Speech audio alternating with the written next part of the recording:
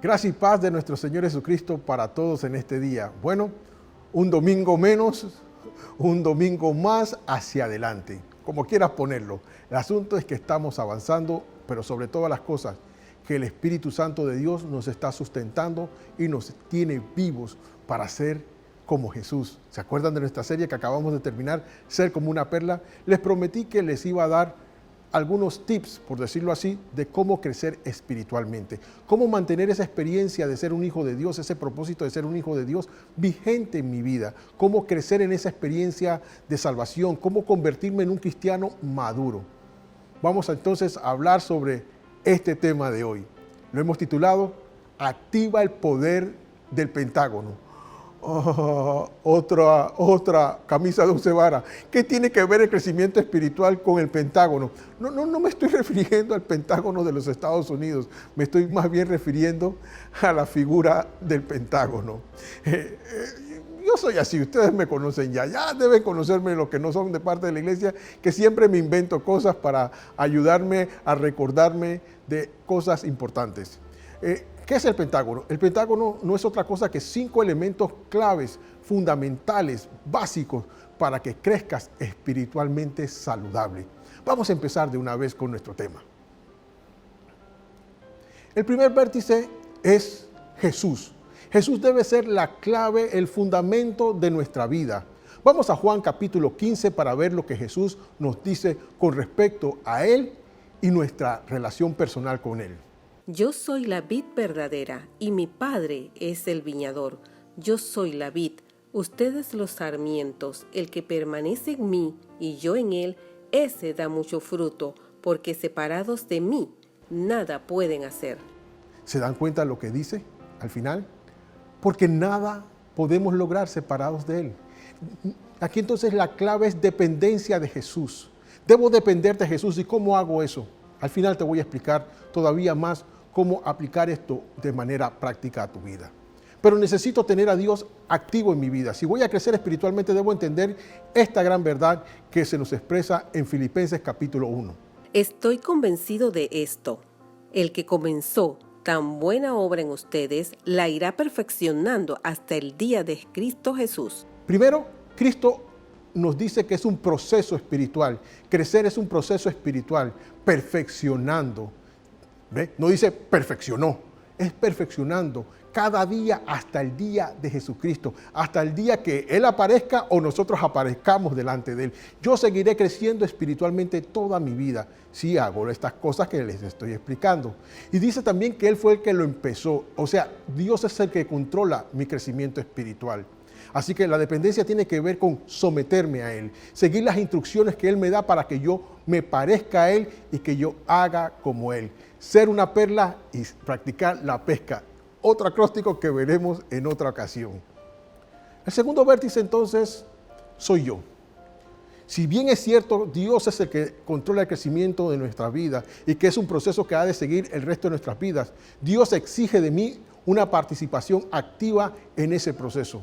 Vayamos a Filipenses capítulo 2 para ver lo que se nos dice. Con respeto y devoción a Dios, dedíquense a entender lo que significa ser salvado por Dios. Ven, una palabra clave aquí es dedíquense.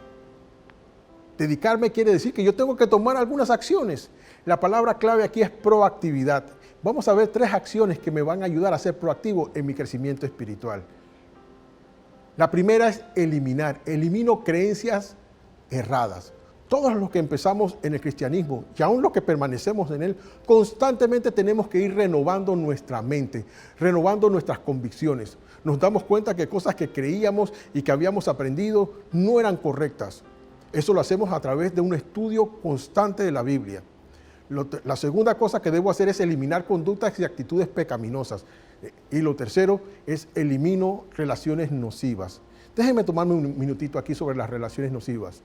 Las relaciones nocivas son aquellas relaciones que yo tengo, ya sea con cristianos o con no creyentes, pero especialmente con no creyentes, que atentan contra mi crecimiento espiritual. Son personas que me traen chismes, algunas son las que siempre están cuestionando mi devoción a Dios o hacen mofa de ella, o personas que sencillamente lo único que hacen es inducirme a hacer cosas incorrectas. Yo tengo en mi círculo íntimo personas que amo mucho, que no son creyentes. Tengo algunos que su conducta no van en nada encaminada a lo que Dios ordena, pero ¿saben qué? No son nocivas para mí porque no están atentando contra mi fe. No me dicen, tú con tu cristianismo, tú con tus sermones, tú con tus mensajes, tú con tu iglesia. No son personas que son adversas a mi fe. Respetan mi forma de creer, respetan mi forma de vivir y si bien no la abrazan, por lo menos no la atacan. A eso nos referimos cuando hablamos de relaciones nocivas. La segunda cosa que debo hacer es añadir. Si elimino, debo añadir. Ese espacio que queda tiene que ser lleno con algo, tiene que ser lleno con la verdad primeramente. Las creencias erradas las elimino para abrazar creencias veraces. Las creencias veraces son las que están en la Biblia. ¿Cómo encuentro la verdad en la Biblia? Bueno, déjame darte este dato. Están expresadas a través de mandatos. Los mandamientos son verdades inmutables porque detrás de cada mandamiento hay un principio que es inmutable. Un principio es una ley que no va a cambiar ni con el tiempo, ni con la moda, ni con las circunstancias. La segunda cosa que debo hacer para encontrar la verdad en la Biblia es fijarme en las promesas de Dios. Algunas promesas están para todos los creyentes, otras no son para todos nosotros. Son para personas específicas que tuvieron situaciones específicas, pero hay otras promesas que son generales para todos nosotros, que tienen que ver con la obediencia y la devoción. Dios dice que si tú haces esto para honrarme a mí, yo voy a hacer esto para bendecirte a ti. Son promesas. Fíjate bien si son universales o si son particulares para una persona o un grupo de personas en situaciones específicas.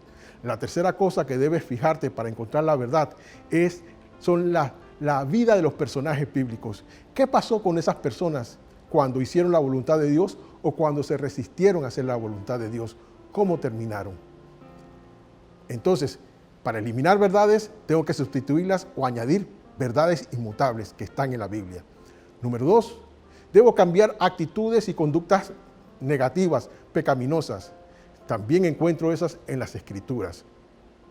Pablo nos da un buen ejemplo. Pablo cuando se convierte, lo primero que él deja de hacer es ser una persona agresiva contra la iglesia. Él ya no sigue persiguiendo a la iglesia, ahora sirve a la iglesia. Nosotros tenemos que cambiar nuestras actitudes y nuestras conductas. A la medida que cambia nuestra forma de pensar, debe cambiar nuestra forma de conducirnos y de actuar.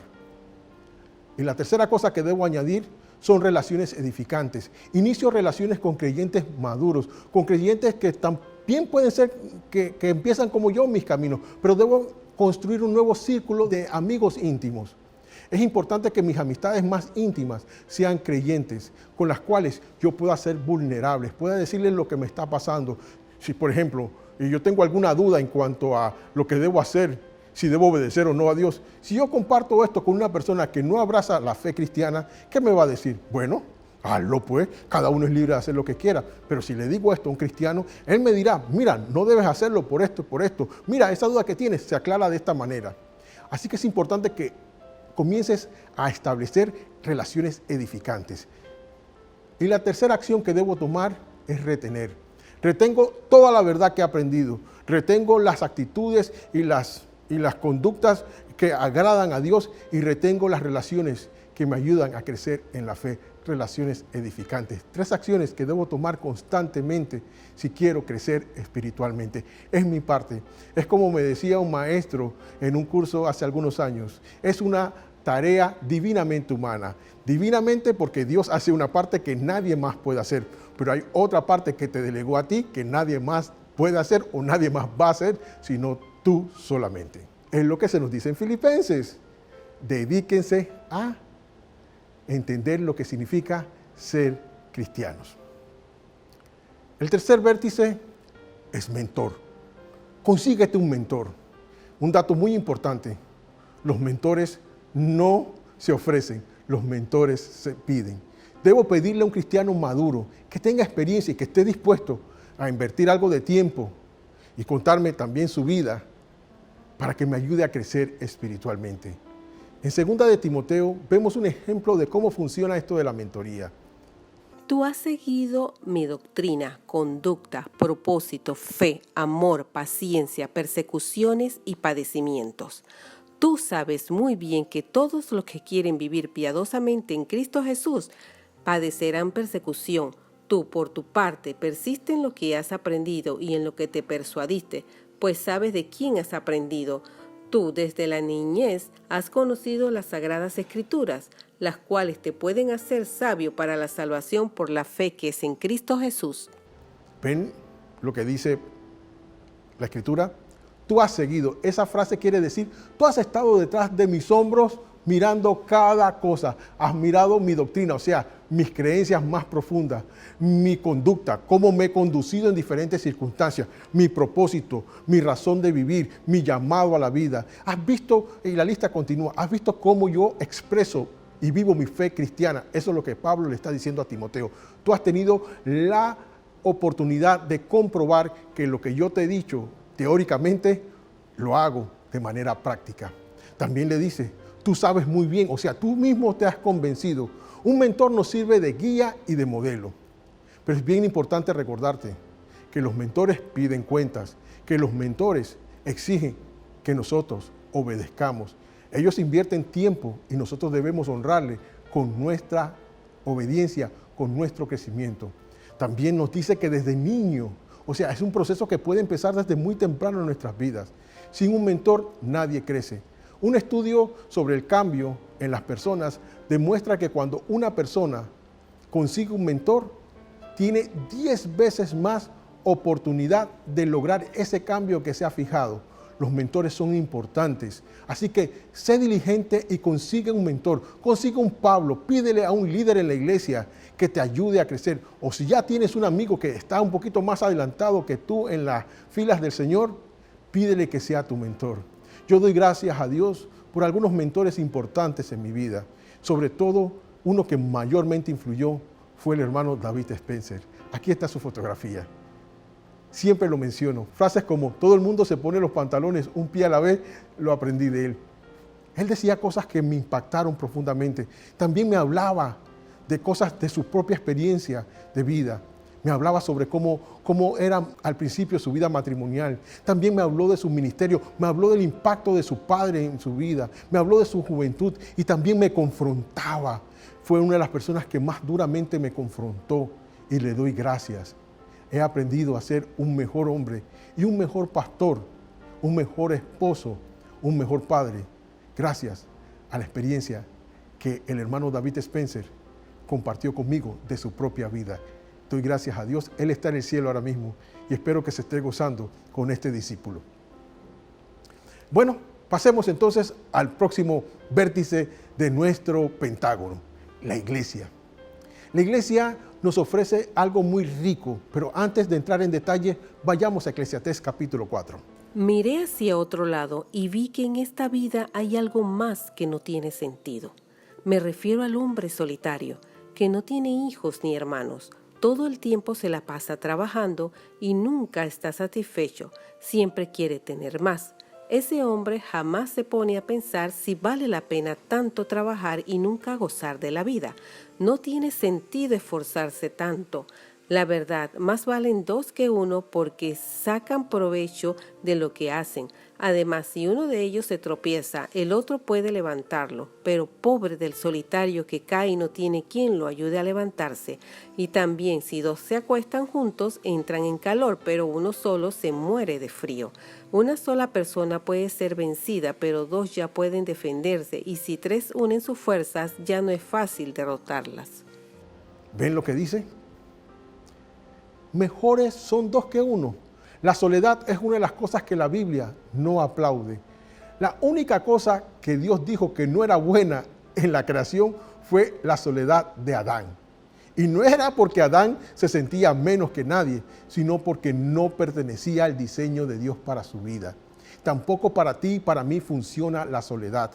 Déjame decirte algo con respecto a la soledad. La peor forma de soledad no es la ausencia de otras personas en nuestra vida, es el aislamiento. Cuando yo elijo no conectarme con otras personas, cuando yo elijo no abrir mi corazón y ser vulnerable con ellos, cuando a pesar de tener gente que me ama y que demuestra interés en mi vida, yo elijo mantenerlas fuera de mi vida. Es posible que tú seas de esas personas que dicen, bueno, yo voy a la iglesia, pero yo estoy en lo mío, yo no me meto con nadie y nadie se mete conmigo. Bueno, quiero que sepas que no es el modelo de Dios. Tú necesitas meterte en la vida de alguien y alguien necesita meterse en tu vida. La iglesia nos ofrece dos cosas para vencer la soledad y sobre todo el aislamiento. Nos ofrece una comunidad. Piensen en un minuto cómo son las comunidades en términos naturales. Hay diversidad. Hay personas y familias de diferentes trasfondos culturales, con diferentes experiencias, con diferentes formas de ser, que enriquecen la vida de las familias, que son las pequeñas comunidades que existen dentro de una gran comunidad. Es que la vida fue estructurada así por Dios. Nacemos en una familia y crecemos en una comunidad. Y somos parte de una nación, y somos parte de un continente, y somos parte de un mundo. Todos estamos de una manera u otra agrupados, y lo más importante que tenemos que entender con estas agrupaciones, que son homogéneas, es que están diseñadas para ser heterogéneas, combinarse con otras homogéneas para crear una gran diversidad. La diversidad es importante. La unidad no es uniformidad, la unidad es, vamos en la misma meta, aunque vayamos en diferentes caminos. No vamos a seguir con esto. Lo más importante es que quiero que entiendas con respecto a esto, es que la iglesia te ofrece la oportunidad de ser parte de una congregación, que sería la comunidad, pero también te ofrece la oportunidad de establecer relaciones edificantes a través de grupos pequeños. Quiero animarte a que si tú eres parte de la comunidad cristiana Plenitud y no eres parte de un grupo pequeño, pide ser parte de un grupo pequeño. Y un segundo consejo, sé miembro activo de la iglesia. Y si no vas a esta iglesia, no vienes a esta iglesia, déjame darte dos consejos prácticos con respecto a la iglesia. Si no estás en una, asiste a una, pero no solamente asiste, conviértete en un miembro activo de la iglesia. Sé parte de lo que Dios está haciendo en esa iglesia. Sé también un instrumento de Dios para bendecir la vida de otras personas. Asume responsabilidades, ofrécete como voluntario. Segunda cosa que debes hacer para ser un miembro activo, comienza a establecer relaciones edificantes. Consigue un mentor, pero también sé parte de un grupo pequeño. Y si no hay grupos pequeños en la iglesia donde asistes, entonces júntate con 2 o 3 amigos y vayan a un cristiano o 2 cristianos maduros y pídanle que sean sus mentores, que se reúnan de manera sistemática una vez a la semana, yo no sé qué, para aprender principios bíblicos que transforman tu vida. Pasemos entonces al último vértice. Vamos a Efesios capítulo 5 para ver lo que se nos dice sobre la dedicación. Tengan cuidado de cómo se comportan. Vivan como gente que piensa lo que hace y no como tontos. Aprovechen cada oportunidad que tengan de hacer el bien, porque estamos viviendo tiempos muy malos. Primero nos dicen que debemos tener cuidado cómo nos conducimos, que debemos ser gente que piensa antes de actuar y no como tontos. En otras versiones dicen no como una persona necia. La palabra necio en la Biblia quiere decir una persona vacía de la cabeza, o lo que tiene en la cabeza es como si no tuviese nada en ella porque no tiene un impacto positivo. Debemos pensar entonces y analizar cómo estamos viviendo. Hay muchos que vivimos como si es aquí y ahora todo lo que vamos a existir. Tengo noticias para ti. Tu vida empieza después que te mueres. La mayor parte de nuestra vida la pasaremos en la eternidad. Y en la eternidad hay solamente 2 sitios. Uno al lado de Dios y otro muy lejos de Dios, el infierno. No digo esto ni quiero entrar más en detalle porque no quiero motivar a nadie a través del miedo. Pero otra vez, volvamos a lo que nos toca, dedicación. Mientras estoy aquí debo aprovechar bien el tiempo, la oportunidad para hacer el bien. En Plenitud le llamamos a esto tiempo y oportunidades. Todos tenemos tiempo y oportunidades para hacer lo que está bien. ¿Y qué es lo que está bien entonces? Hacer lo que agrada a Dios. Como hijo amado de Dios, voy a dedicar todo mi tiempo a hacer lo que agrada a Dios. Voy a ser proactivo en crecer espiritualmente. Voy a eliminar, voy a añadir y voy a retener las cosas que Dios quiere que yo haga en ese respecto. Voy a conseguirme un mentor. Voy a conseguirme un cristiano maduro que me va a ayudar a crecer. Voy a ser parte activa de la iglesia. Voy a ser un miembro participante, un miembro activo de la comunidad, de lo que se hace a nivel de comunidad, pero voy a ser parte también de un grupo pequeño con el cual estableceré relaciones edificantes. Por eso me gusta la iglesia pequeña. La iglesia pequeña es un escenario ideal para hacerlo. En nuestra iglesia acabamos de celebrar nuestro aniversario. Y una de las cosas que repetían todas las personas que han sido parte de esta iglesia, incluso algunas que se acaban de sumar, es que somos una familia. De eso se trata la iglesia. Y por eso nosotros hemos elegido ser una iglesia pequeña el resto de nuestra vida. De nuestra iglesia creemos y queremos que nazcan otras iglesias pequeñas, que puedan tener buenas conexiones. Porque la iglesia no es un templo. La iglesia tampoco es una gran asamblea. Es una asamblea pequeña de gente unida haciendo grandes cosas para Dios. Entonces, para ir concluyendo, ¿cómo aplicamos todo esto de manera práctica? Todavía más práctica todavía. Bueno, Jesús. ¿Cómo dependo de Jesús? Si no has cumplido el primer propósito de ser un hijo de Dios, entonces entrégale tu vida a Jesús. Dile, Jesús, yo confieso que soy un pecador y te pido que tú me perdones. Y de hoy en adelante te declaro a ti mi Señor y mi Señor. Dependeré de ti. Para depender de Jesús, debes obedecer sus mandamientos, debes creer a sus promesas y debes seguir el ejemplo de aquellos que honraron a Dios en la Biblia. Segundo, debes ser proactivo. Debes eliminar aquello que no está bien en tu vida, creencias falsas, actitudes y conductas que no agradan a Dios y relaciones que no sean edificantes. Debes añadir la verdad inmutable a través del estudio constante de la palabra. También debes cambiar tus hábitos y tus conductas con nuevos hábitos y conductas que se parezcan a las de Cristo. Y debes establecer relaciones edificantes. Te doy un dato. Ten un devocional personal diario. Si quieres saber cómo hacer esto, escríbeme a esta dirección, ya sea a través del video, de YouTube o donde sea, en tus comentarios. Y mándame una dirección donde mandarte un pequeño videíto instructivo de cómo tener un devocional personal. Lo tercero, pídele a un cristiano maduro que sea tu mentor. Ay, yo no quiero molestar, es que me da pena. Bueno, algo que yo siempre le digo a la gente cuando me dice que tiene pena. Sea un sinvergüenza. Pierda la vergüenza. Pierda la vergüenza. Por las cosas buenas hay que perder la vergüenza. Hay que pedir. Y sea humilde y pídale a un cristiano maduro que le ayude. Y si tiene ya un cristiano maduro que le está ayudando a crecer, hónrele. Respete su tiempo. Sea puntual a las reuniones. Sea responsable en las asignaciones que él le da. Y sea sensible a su confrontación. Y lo tercero, únete a la iglesia. Únete a una iglesia. No sigas asistiendo a una iglesia. No te conformes con los ritos y con las ceremonias. El cristianismo es más que eso. El cristianismo es más que una reunión donde tú vas a recibir una palabra que te motive, que te instruya. El cristianismo es una relación con Cristo, es un imitar a Cristo constantemente. Y una de las características de Cristo es que Cristo no era un solitario. Cristo era parte de una iglesia. Una iglesia, la palabra iglesia en griego quiere decir asamblea. Él tenía una asamblea de 12 creyentes que lo acompañaban constantemente. Era su grupo pequeño. Pero en el libro de Hechos, en el capítulo 1, se nos habla de 120 personas que permanecían fieles a Jesús. Esa era su iglesia. Él tenía un grupo de personas amplios y uno más pequeño y aún uno más minúsculo. Pedro, Juan y Andrés eran sus amigos íntimos. Tenía los 12 y tenía entonces al resto de las personas que lo seguían. Tú también necesitas una comunidad de fe para crecer. Se llama iglesia. Sé un miembro activo. Activa tu pentágono. Bendiciones.